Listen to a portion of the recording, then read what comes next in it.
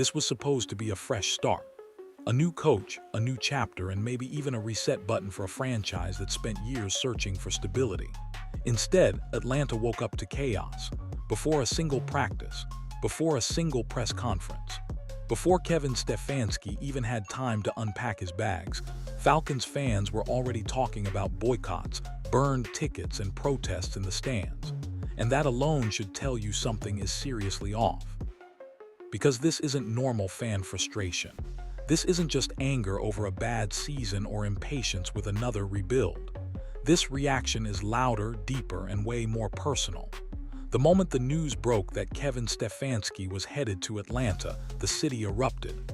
Not with excitement, not with cautious optimism, but with outrage. And the speed of it shocked even longtime NFL observers. On paper, the hire can almost be defended. Stefanski is a two-time Coach of the Year. He's led teams to the playoffs. He's been trusted by front offices before. But fans aren't looking at resumes right now. They're looking at recent history. They're looking at how his last stop ended. And most importantly, they're looking at who they believe paid the price along the way. Within hours, reaction videos flooded social media. Fans didn't mince words. Some vowed not to attend a single game. Others promised to show up wearing Shedeur Sanders jerseys, not as support for the team, but as a message, a reminder, a protest. The tone wasn't just disappointment, it was betrayal, as if the city itself had been ignored. What makes this situation explosive is that it goes far beyond football decisions. This hire landed in a city where culture matters, where symbolism matters, where legacies matter. And to a lot of fans, this move felt tone-deaf at best and disrespectful at worst. Not because of what Stefanski might do in the future, but because of what fans believe already happened in the past. That's why this story isn't dying down. It's growing. Every stat, every clip, every old decision is being pulled back into the spotlight. And now, Stefanski isn't just walking into a new job. He's walking into one of the most hostile environments a head coach has ever faced before coaching a single game. And once you understand why Atlanta feels this way, the backlash starts to make a lot more sense. The moment the news dropped, everything spiraled, not slowly, not over days of debate, instantly. Kevin Stefanski was announced as the next head coach of the Atlanta Falcons, and the reaction was nuclear. Fans didn't wait to hear his vision. They didn't wait for the press conference. They didn't even wait for the full details of the contract. The verdict came fast, and it was brutal. What made this different from every other controversial coaching hire was the timing. Usually, outrage builds after losses stack up, after bad play calling, after a season goes sideways. This time, the anger showed up before Stefanski had even stepped inside the building. That alone tells you this wasn't about patience or growing pains. This was about something already unresolved. Social media turned into a pressure cooker overnight.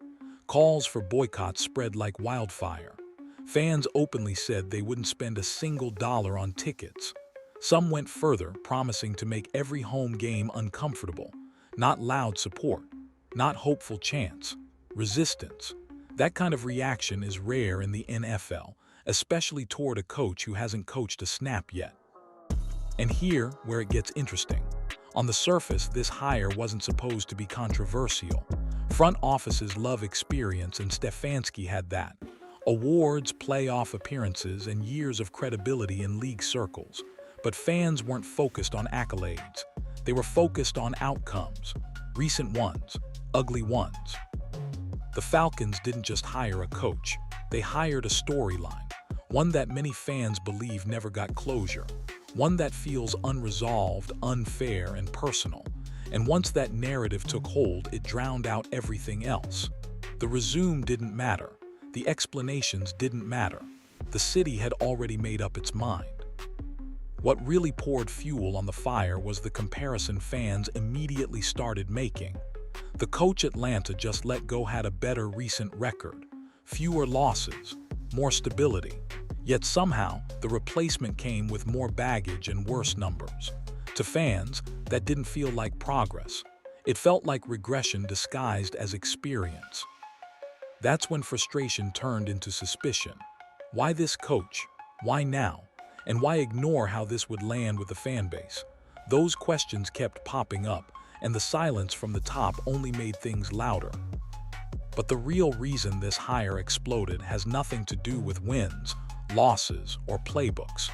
It has everything to do with what fans believe happened in Cleveland and who they believe paid the price for it. To understand why Atlanta reacted the way it did, you have to look backward.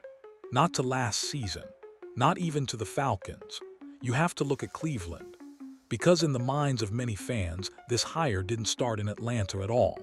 It started with what they believe unfolded behind the scenes during Kevin Stefanski's final stretch with the Browns.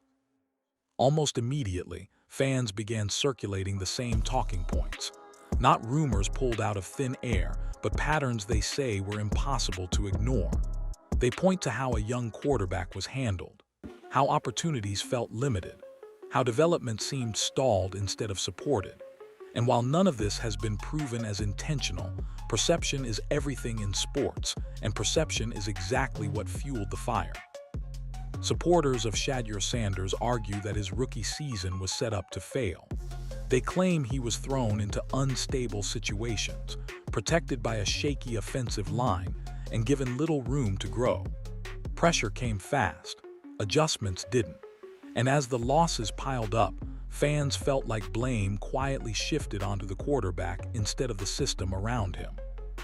Again, it's important to be clear. These are fan accusations, online narratives, opinions formed from what people saw on Sundays and what they didn't hear during the week. But once those opinions took hold, they spread fast. And when Stefanski landed in Atlanta, those unresolved feelings followed him. That's why this reaction feels so emotional. To a lot of fans, this isn't just about one bad season. It's about what they see as a pattern of decision-making that cost a young player confidence, momentum, and trust. Whether fair or not, that belief is now attached to Stefanski's name. And here's the part that really matters.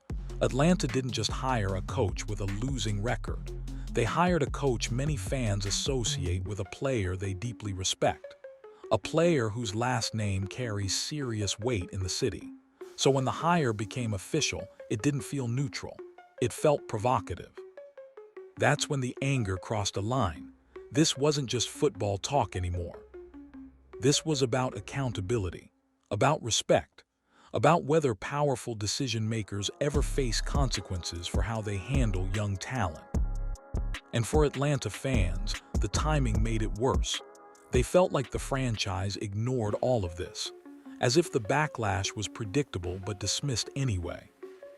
And that's when the conversation stopped being about Cleveland and started becoming about Atlanta itself. This is where the story takes a turn, because if this hire had happened almost anywhere else, the reaction probably wouldn't look like this. Atlanta isn't just another NFL city, and that's something outsiders often underestimate. Here, football doesn't exist in a vacuum. It's tied to culture, identity, and legacy in a way that's hard to explain unless you've seen it up close. Shedeur Sanders isn't just a former Falcon in this city. He's a symbol. Prime represents confidence, excellence, and unapologetic presence. His influence stretches far beyond the field. Music, fashion, attitude, swagger. Atlanta embraced all of it. So when fans believe the son of that legend was mishandled, it doesn't feel like a distant NFL storyline. It feels personal.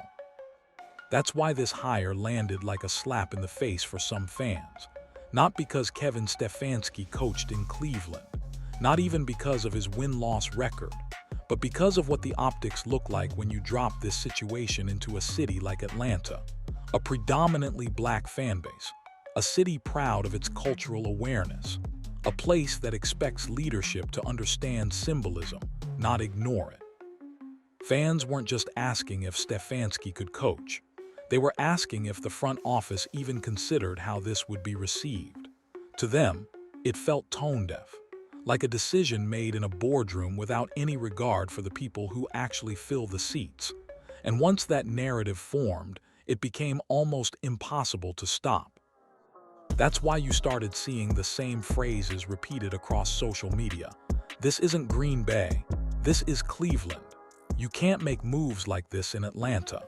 Fans weren't talking about schemes or playbooks. They were talking about respect, about understanding the city you're leading.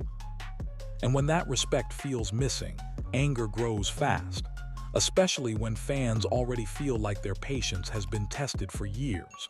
Losing seasons, broken promises, and near misses have stacked up. This hire wasn't judged in isolation.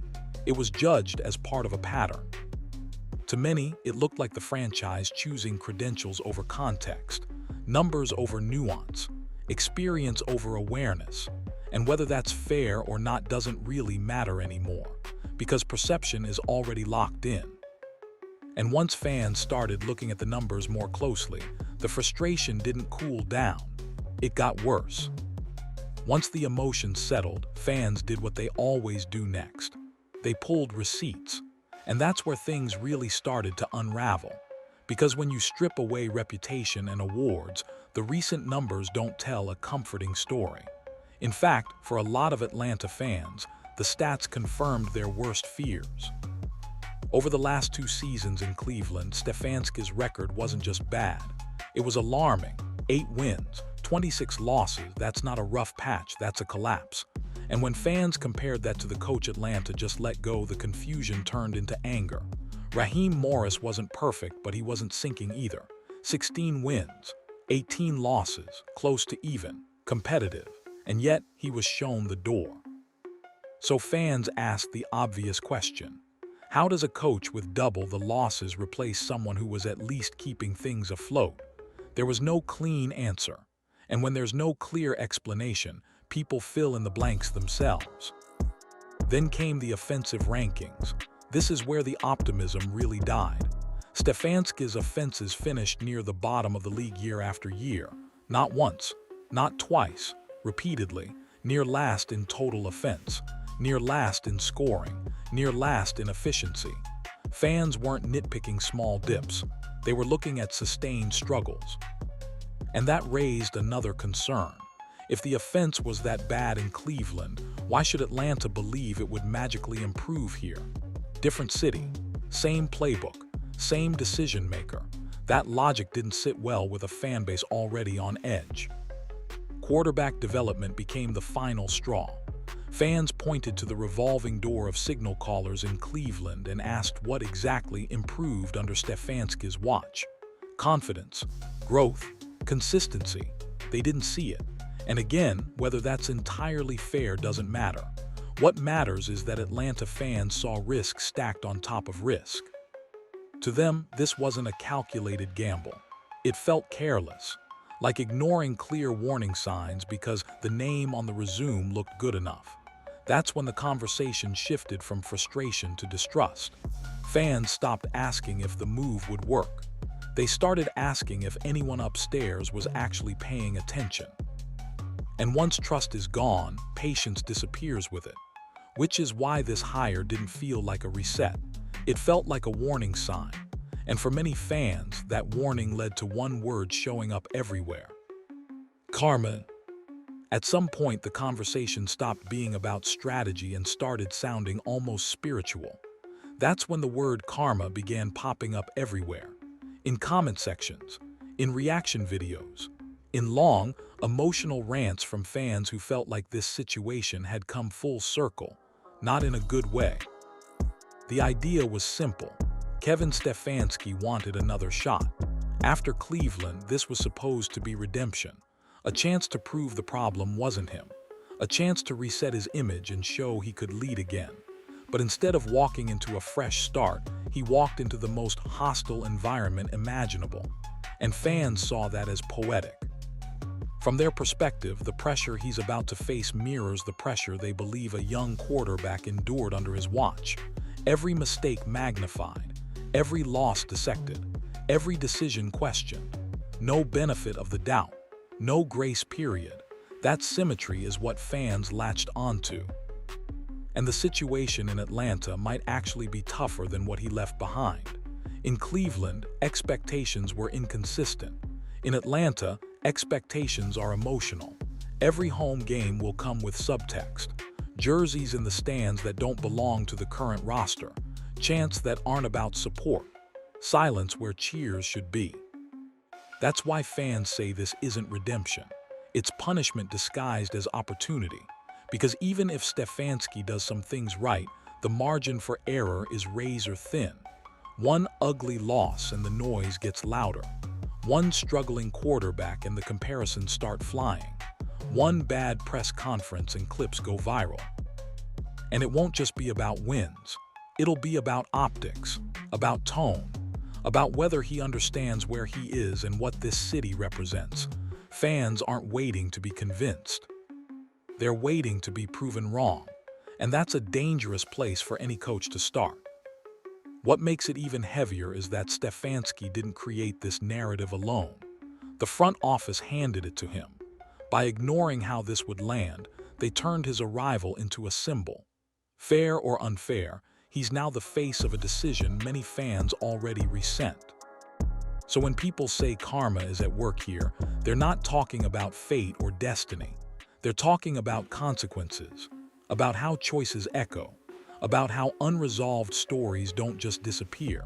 They resurface when you least expect them to. And now the spotlight is locked in, because whether this hire succeeds or fails, it won't be quiet. And that pressure doesn't just affect the coach.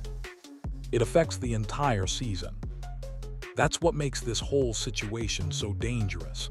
Kevin Stefanski didn't just inherit a roster, he inherited a mood, a city already frustrated, a fan base already skeptical, and expectations that have nothing to do with patience.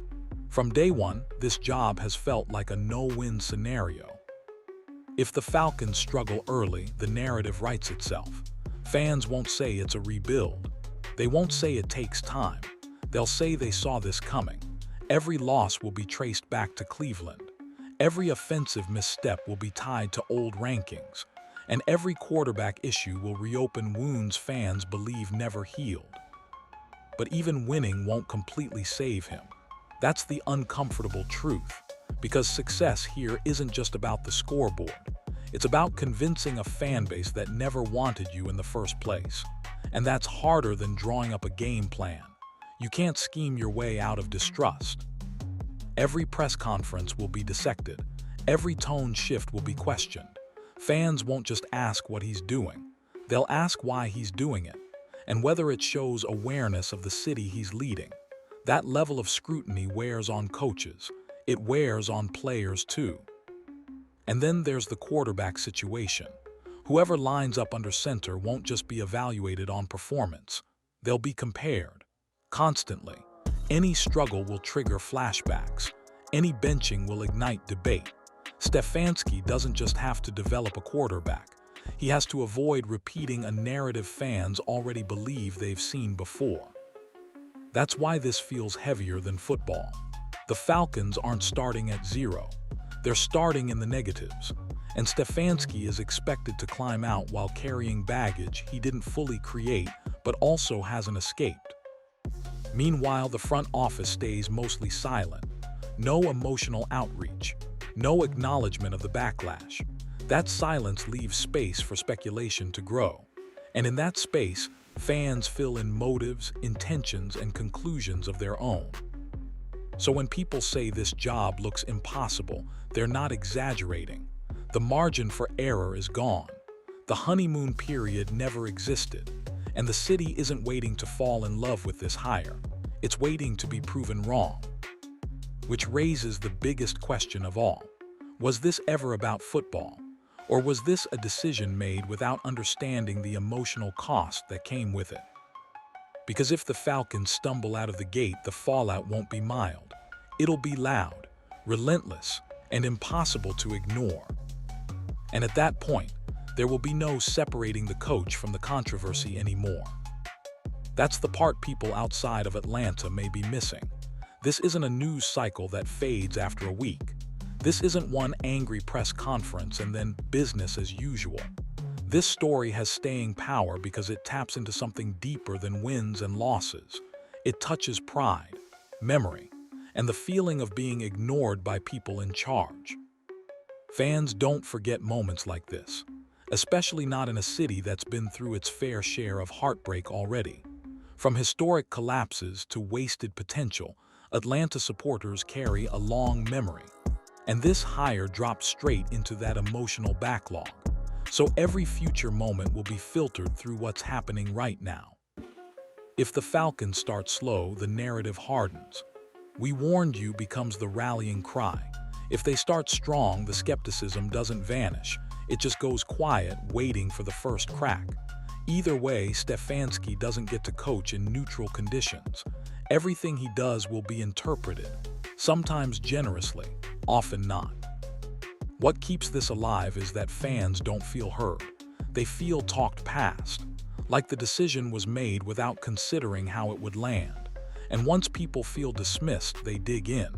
They double down. They make the story bigger than it needs to be because, to them, it already is big. That's why the symbolism matters so much. Jerseys in the stands, empty seats, social media pressure. These aren't random acts, they're messages, and they're designed to be seen. Fans want the front office to feel the discomfort they're feeling. They want acknowledgement, not explanations. And here's the quiet truth beneath all the noise: this could still work. Stefanski could win games. The offense could improve. The quarterback situation could stabilize. All of that is possible. But even if it does, the way this started will always be remembered, because first impressions stick, especially when they're this volatile. This is no longer just about whether Kevin Stefanski is a good coach. It's about whether the Falcons understand their own city, whether they value connection as much as credentials, and whether they're willing to face the consequences when fans feel that connection has been broken.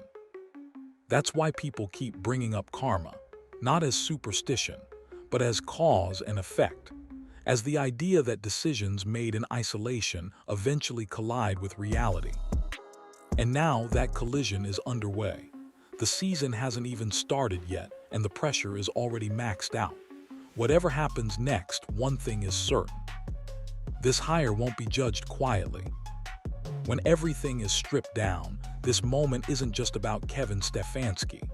It's about what happens when a franchise makes a decision that looks logical on paper, but feels disconnected in real life. The Falcons didn't just hire a coach. They ignited a conversation they now have to live with. Because whether fans are being fair or emotional, right or wrong, doesn't actually change the reality. The backlash is real, the distrust is real, and the pressure surrounding this team didn't start in week 1. It started the second the news broke. From here on out, every snap will carry extra weight. If Atlanta wins, Stefanski won't just be praised for good coaching. He'll be scrutinized for tone, leadership, and awareness. If they lose, there will be no buffer, no grace period, no patience. Every loss,